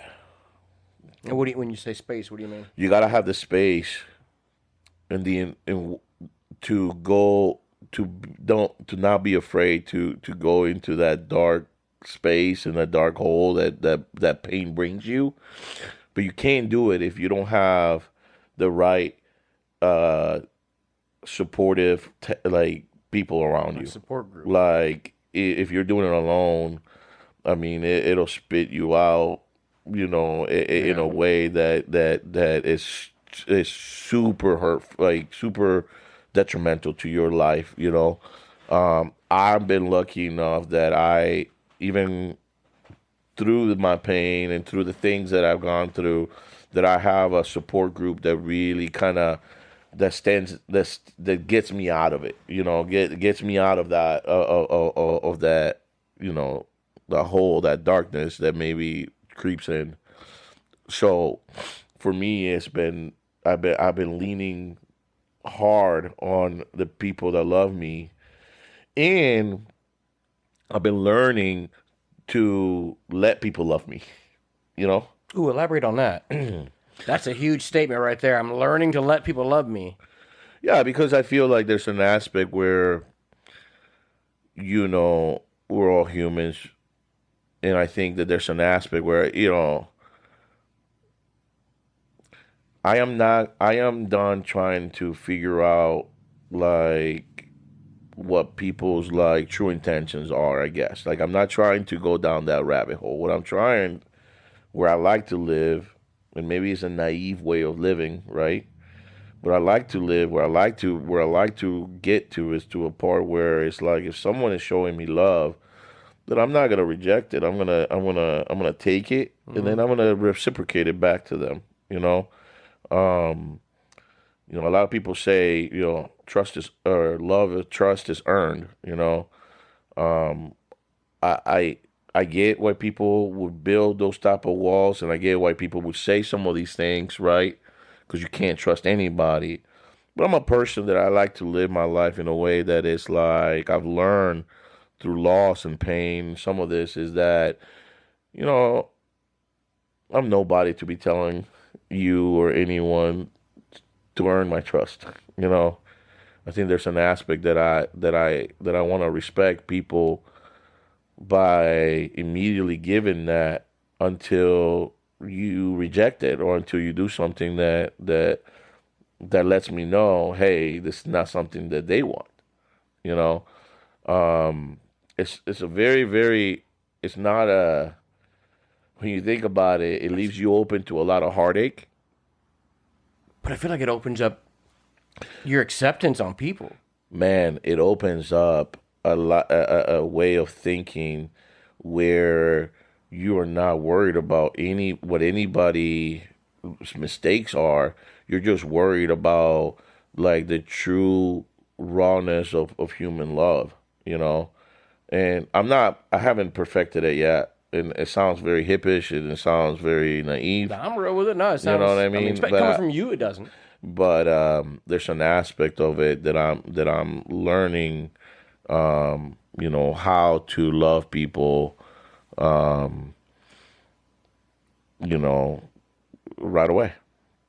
I mean, so if anything, and again, I know it's a lot for you to take on. I didn't want you to, I didn't want you to have, but I feel like what you just said out loud is that like, the beauty in losing two people is you found the joy into opening up your heart to new people, which is a fucking phenomenal fucking thing to say. That's a good way to put it, man. Because I will tell you that's what you do, and you might not know it. I'm not here to glaze you and all that, to give you props, but I'm telling you, you're a very open person, and seeing you still be the same person through that, and seeing that there is some sadness back there, but you don't let that affect your interaction with somebody else who might be having a terrible day, and that's something that like you always have had, and I hope you know that like you've always had, like if you just lost your mother and I walk in the house and I just got fired or something and I want to talk to you, you wouldn't even bring that up. You'd want to listen to what happened with me, and you are always that open person. So, I hope you realize that that's why a lot of people flock to you is because, there's natural power about you that like a magnetism, if you will, that like you do listen, and you're there. Man, it's very uncomfortable to hear things about me, how you say them. It's very... I don't feel as comfortable as KD because always. You're a type A personality, yeah. KD always. Yep. You don't accept. KD always has a problem with this. I feel very uncomfortable when people are saying nice things about me. Because you always think that you need to be better. I can't accept. Criticism is a tough thing to take if you're like we have similar personalities where like you always think, oh no, I'm not doing, like in your mind you're not doing as well as maybe other people see you as. So, 100%, 100%. But that also brings back into what you said is that there's not a dollar amount. Your drive and hustle, the way you interact and the way you handle your business, gives you the drive to be able to spend that same energy on your family. I appreciate you, Kyle. You definitely have some kind words about you've always had very kind words about me, and I also want to thank you. Like I'm telling you, sometimes it's very hard for me to listen to them, but I'm learning that it's your way of loving me, and I'm gonna accept it, man, and I appreciate your kind words. I hope that I don't ever let you down. I hope that that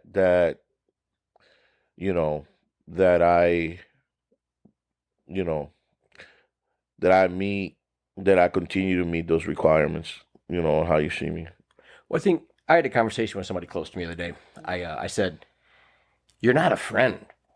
Like, I don't have best friends." And I'm like, "You're a brother at this point. Like, there's very little that you could do that would ever fuck anything up." And that person took it a lot. They're like, "What? I don't really know what to say." I'm like, "No, man. Like, you're in a, like I know who you are. I've known you for way too long. It's not like you've been pretending for 30 years to be a fake person, No. And you secretly have a basement full of bodies." Well, you have our podcast, so technically okay, I better go back. There could be a day where that happens, but that's on me, okay? And I'll probably have to put on age because he's the co-owner, so I'm going to have to... No, but it's one of those things, man, like you, and a lot of people, like, the best people in the world don't really know they're the best people because that's just who you are, So, you always have a good vibe, and that's why I wanted to bring up this loss and growth, because I feel like you're somebody that will take this loss as growth. And well, yeah, man, I'm gonna tell you this. Like my brother Johnny, he was unapologetic about who he was. He lived his life in a way where I will always. And same with my brother John. John Blumhardt. I think that there's an aspect that they brought in my environment, a swag, a specific confidence about them that I will always that I am in, that I will always have to be like I learned it from them, So now, because they're not around, it's my job to keep that alive that it was them. So, yeah, man, there is an aspect that I'm learning that in that loss, you're right, there is a little bit of beauty. To some people, it may not look like it. There's a little bit of what do you call it? Not ugliness, but there's a little bit of swag. There's a little bit of confidence. There's a arrogance. There's a little bit of arrogance that comes with it. Then that I am fully okay with. You know, being because they taught me how to be that. You know, how they moved, and I'm okay with that. I like to be unapologetic about the confidence that I've learned from those guys that were in my life for so long, and that's what they were. They were the coolest people ever, man.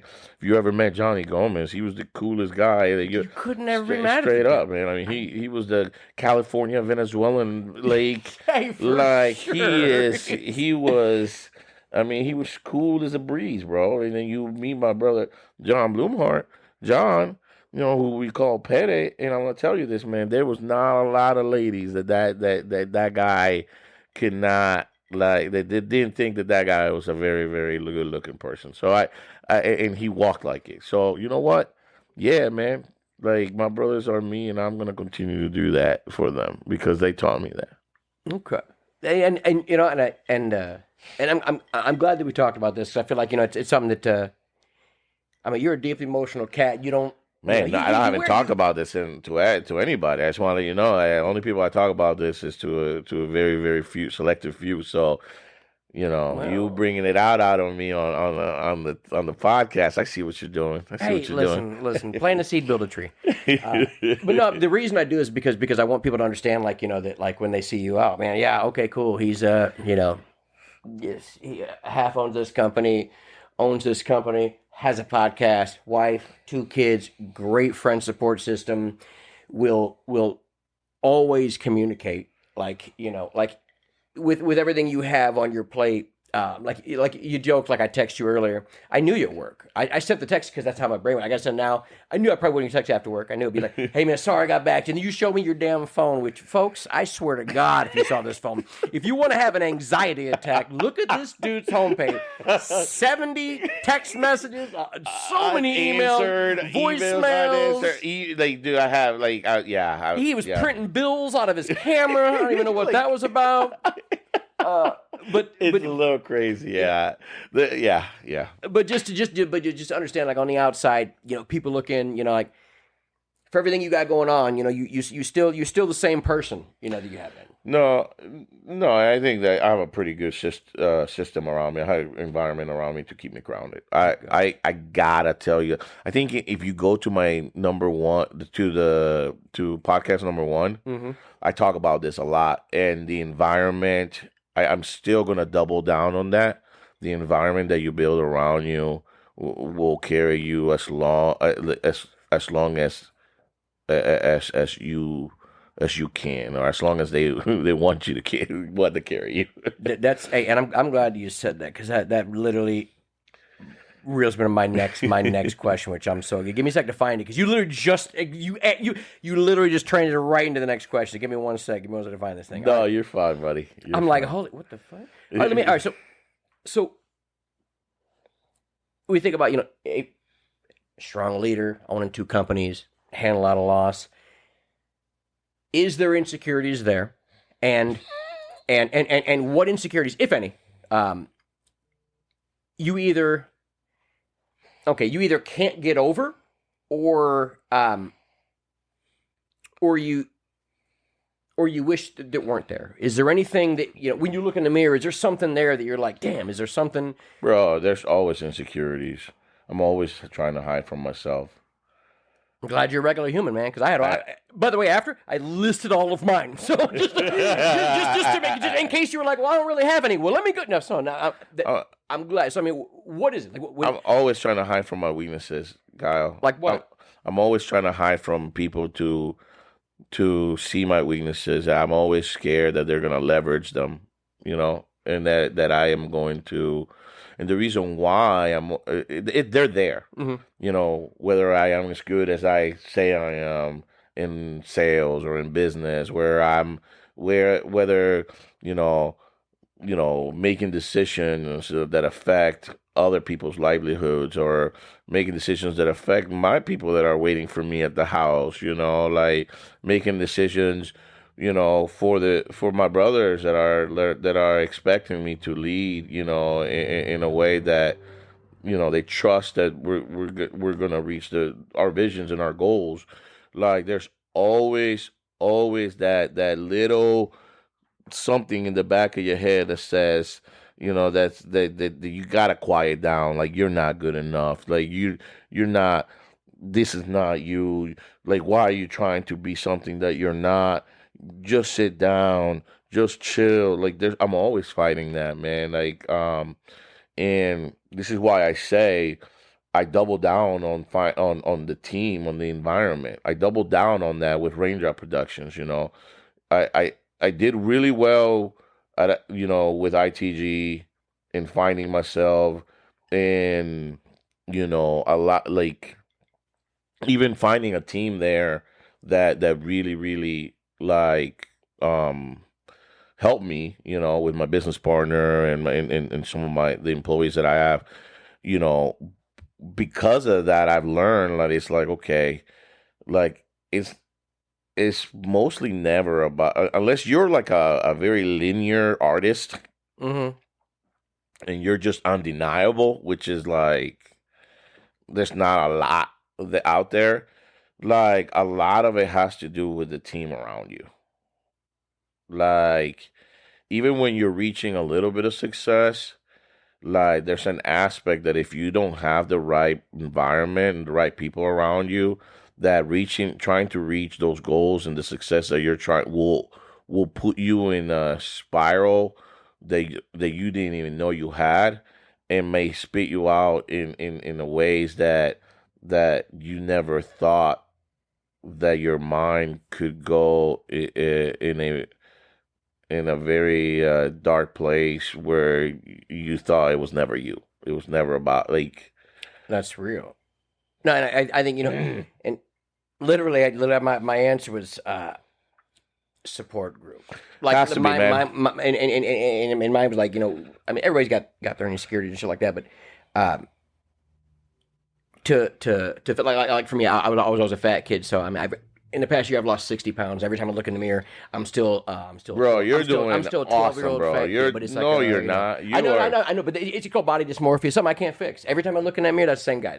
You see, I see the same little kid, and I get that. I fought through that. I know I'm not a little 12-year-old fat kid, but like you look at him like, all right, whatever, doesn't matter. But like you start thinking about stuff like that. I mean, you brought up support group, and one of the biggest quotes I have is something I've changed in my life is stop spending time on fucking assholes. Okay, me and Feather, we had a great conversation about this, a while ago. But there's certain times your support group is so fucking important. Like I didn't think your answer was going to go that way. Mine did, which I'm happy they were on the same page. Is that sucks the life out of you when you have somebody that is there to.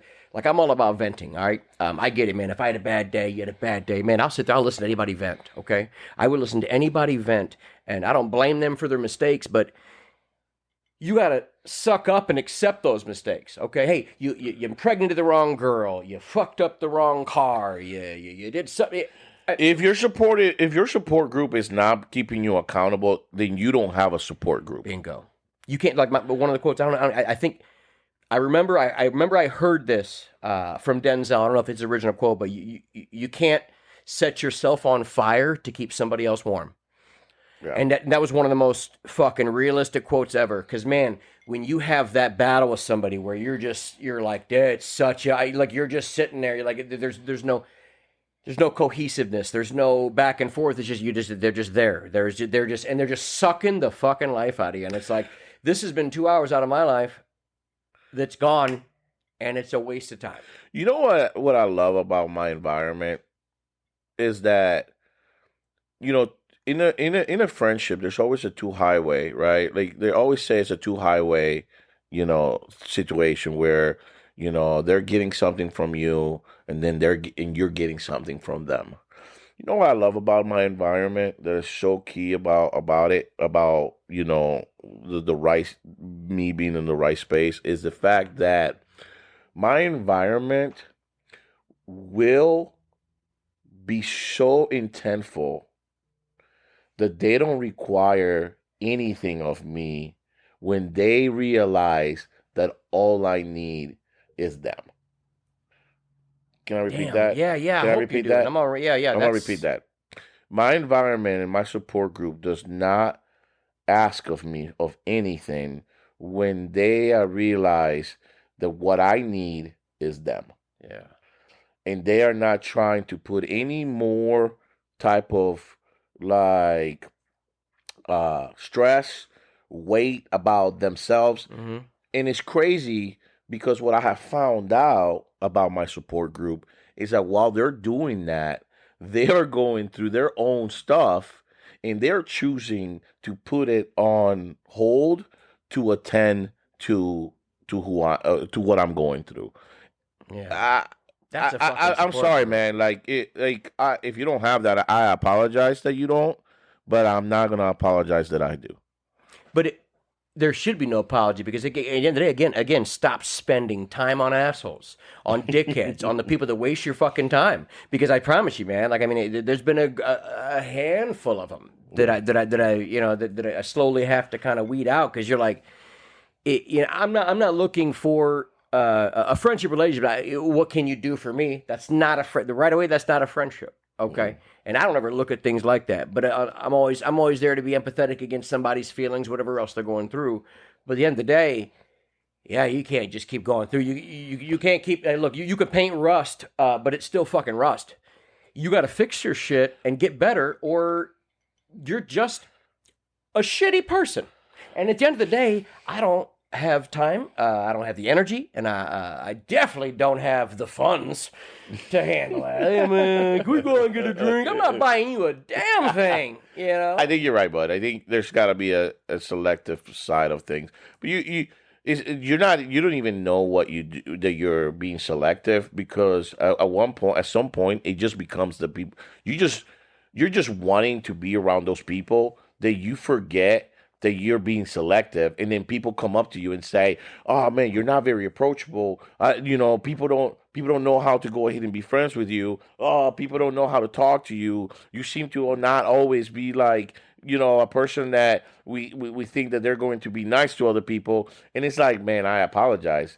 I'm just being very intentful about the fact that if I'm anywhere with someone that I love, that I am very, very like there, you know.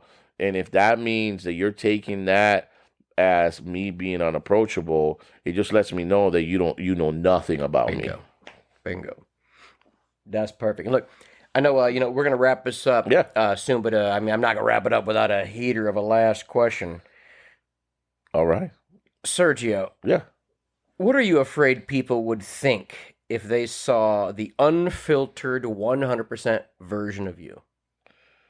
I'm talking throw that corporate hat out the door, unfiltered, just you. Now, That's I know a great question. some of your closest friends will probably know that side of you. But again, what would you might be afraid of if you were just totally unfiltered? What are you scared the world might know about you? I'm not afraid of what the world might know about me. I'm afraid what if it affected like the goals that I have. Elaborate a little bit. I'm not afraid of people knowing who I am. Anybody can come to me, and I'm pretty open book once you get to start to talking to me a little bit, right? And you leave Unfiltered. Because there is now again when I use the word unfiltered, it has to be the right environment. Correct. If we're going to be yes, I'm not saying you go into a business meeting and you just slam down a shot of bottle of James and let's get fucked Basically, up. right now he's saying, "Tell us your deepest, darkest secret." Yeah, on the podcast. Yeah, right. Anyone? Right. No, but look, what I'm saying is there a because the reason I ask you that question is you do have a wall that you built up and you should. And you should. And trust me, I keep knocking on that wall. I keep tapping on that wall. And then I wait till KD starts going, "Oh, this is getting bad." I think I think that was it's a weird question. it is. It is. What I can tell you, how I can answer is, I have not reached the goals that I have where I have the ability to be to be that for everybody. I got you. I right now, as I build, everything that I've set my goals to, or I set my vision to. I think that I am more comfortable letting some of myself be a little bit more upfront. Um, that's kind of weird to say, because a lot of people also like criticize like what I put out. By the way, like, and again, I'm not saying I'm not saying you're a secluded person. You're not. You're probably the most out there for sure. Yeah, but I think that there's an aspect of that. Like, you're right. There's a lot of people that see that fall short of who I truly am. And I think that until I reach those goals, the more I get closer to reaching those goals, the more I can like I can feel myself letting a little bit more loose of people knowing deeper things. Now, I also think that you talked about selectiveness earlier. I also think that not because everybody wants to like imprint with me doesn't mean that I need to go ahead and imprint with like they deserve it, right? I'll love you. I've said that, and if you love me, but there is a levels to it. Like, there is levels when I talk about my brothers, when I talk about Johnny, the Johnny Gomez, this is the John Bloomharts, the KDs, the H's, the J's, the Nates, like like there are levels to it. There's an aspect of it that I am going to be very, very protective of that, because that comes with earning. time, that comes with a sense of earning. I think you mentioned it. You said that you'll accept anybody's time, but you do have to earn a level. Now, here's another thing. I am in a position where, like, I'm okay with my nucleus. I'm not looking. Like, I remember being in my 20s and I wanted to be liked by everybody. Oh yeah. I remember being in my 20s and be like, man, I really want to have another friend or be like find another relationship. I don't focus on that anymore. I think I'm open to new relationships, but I'm not naive to know that I'm probably they're in a very bad position if they ever want to see the true me, like a very transparency side of me. Like, there's only a selective few on that, and I'm okay with that. I'm okay with that. Yeah. No, somebody said that the other day. I don't even know. It was like a podcast, or Joy Diaz said, like, give me 5. Like I don't need 100 friends. Yeah. I don't need 100 friends. Give me 5 motherfuckers and I'll tear shit up. That's what I tend to resonate more with that. Give me 5, 6 guys that and I'll take over. I got you. So before we end, I like to do a little recap. Yeah.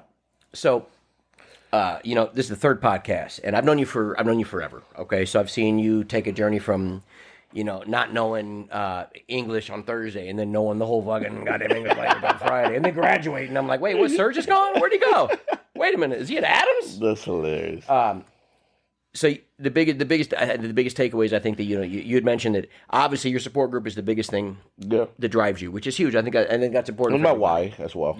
And I'm saying that's part of your. I'm saying I'm not saying that I wasn't. I'm saying like that's family, friends, like that. That's your support group. You mentioned that your hobbies are keeping that support group strong. Oh, yeah. And when you handle loss, you look to your support group as well. I think if anything, I mean, I think that, I feel like you're somebody that, that if you get into your friend group, you're loyal as hell.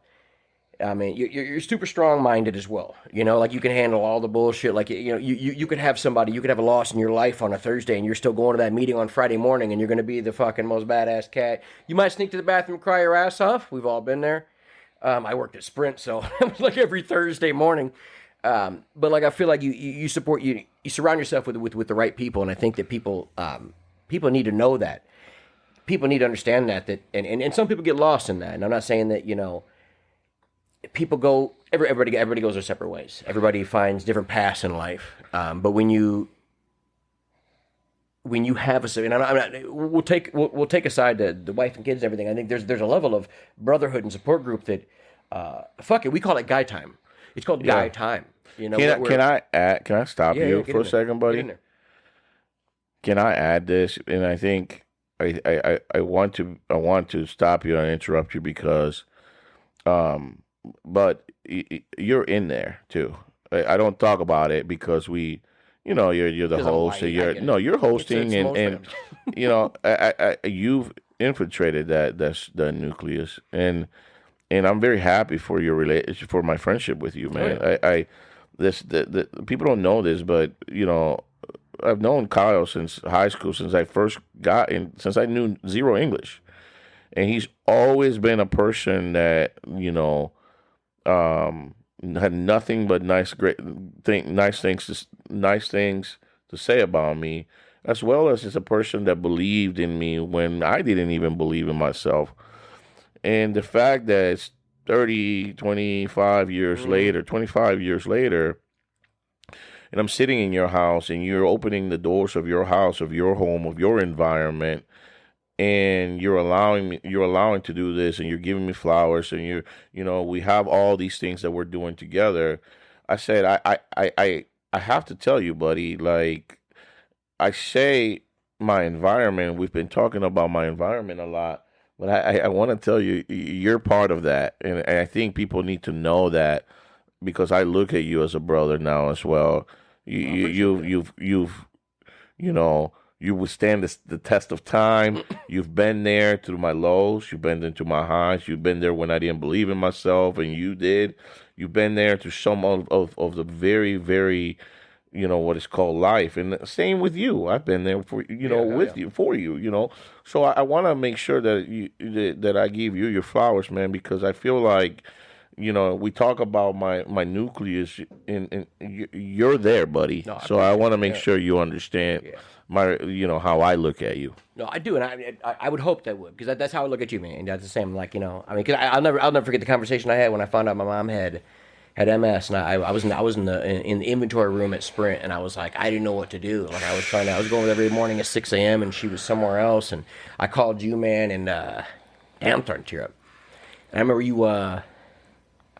walking me through like the stuff that Caleb was taking and everything else, and man, just like it was like an hour-long fucking conversation. I had so many employees coming like, "Oh, we need a phone." I'm like, "Get the fuck out of here." You know what sucks about that, but what's also great is that I hate to admit this, it was refreshing knowing that somebody else that was close to me was going through the same. That's what I felt, man. That was the same feeling I felt, man. To have somebody like on the phone, like I had somebody. And that sounds terrible, man. No, it does. No, that's how I felt. Like I felt bad. I'm like, man, he just found out his wife just got, but it was weird for me to call you. It was hard for me to have the balls to do that. I'm like, man, this guy's married. Like, he's finding out this, and I'm like, I'm grilling him with these questions, man. But you were just like the way you were just so open, like. Man, that got me through some rough shit, man. I'm sorry, buddy. I'm sorry that I even said that. No, it sounds very selfish. I don't wish that's the way I felt. That's 100%. It felt comforting knowing that, man, I'm not the only one going through this. But I felt worse because I'm like, man, like I was almost 60, and like finding out, I get it, but like you being open to talk about it and being strong to talk about it too. It was a lot. So so I mean, like. You're my boy, we think a lot alike, I didn't want to make this a whole crying episode. Sorry, bro. Hey, but you know what? Hey, that's what podcasts are about, man. You gotta let that shit. I did. Even when I was writing, I go, man, that's gonna make me cry. God damn it. I was like, all right, Kyle, suck that tear in. Get that. Can we get Try to to balance it? Try to balance it. Can we get to the shout out part of the show? I like to give a shout out to hate. No, I'm just kidding. Obviously. But before we leave, before the shout outs, I want you to take time to talk about whatever you got a minute. Talk about your business, whatever you want to promote, whatever you want to shout out. This is all your time. So have at it. I want to talk about my friends and the people that I love. Always like KD. That guy's weird, man. No, I think there's an aspect of KD that I feel KD doesn't look at himself the way I look at him, and sometimes I have to be careful with that because the way I communicate may put a lot of stress on people because KD is a person that I look at it's very high, in how and the people that are around me. Mm-hmm. Same with Hector, same with you. Like and Nate Anderson as well, and Jason Kaufman. There's aspects of some of my nucleus, even my boy Jeremy Klein. There's an aspect that going back to KD that. I've learned to be careful how I communicate, how much I think about what I think about him because it comes with a little bit of heaviness, and I don't want to put anybody in a bad situation where they feel that, I want them to be free. When you say that, talk about anything. I think a lot of people know now, like what I'm about. I think people know my business, what we're trying to do. But what people are mostly intrigued lately is about my relationship with the guys that are always around me. They want to know like how we became so close. What makes us like after so many years like still be as close. And I think that. There's an aspect where people don't get to experience that. Some people don't get to experience some of that, and I look at it from a perspective of like, I truly believe people, once they imprint in your life, I don't need a blood test to tell me whether you're family to me or not. Mm-hmm. So if I'm going to talk about anybody, like I like to talk about my brothers that I call my brothers, and they don't have my blood. And if you ever have a question about any of them, you can come to me about them. Don't go to them because they will always undersell themselves. You go to the salesman right here. You come to me, because I got the answers, baby. So hell yeah. I hope that's. Well, hey, man. Hey, look.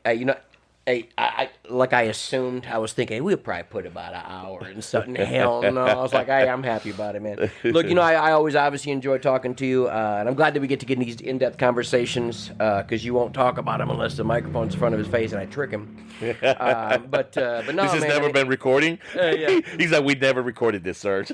I just wanted to talk to you about it. I just wanted to talk to you. Go back. Let's start again. Well, I got fired. You hear? Oh, sorry. It's old lady porn. You got fired on a Friday? On your day off? What, you trying to build a clubhouse? I mean, the dude hands me a laptop. What do you expect? Porn. No, please. I don't have antivirus. Oh my god. But no, hey, look for the people at home and for everybody else, one of my good friends for my entire life. I'm glad that everything we talked about today. I hope people, thank you for having me. They get a little something out of there. So yeah. Appreciate it. Thanks for KD being a part of it, even though he was the one without a mic. The computer only comes with 3 USB ports. And thanks for Feather again, and and for everybody else. Shout out. Can I give a shout out? Shout outs. Just one person. I'd like to go ahead to give a shout out to one person and one person only, and his name is Craig Zion. Boom.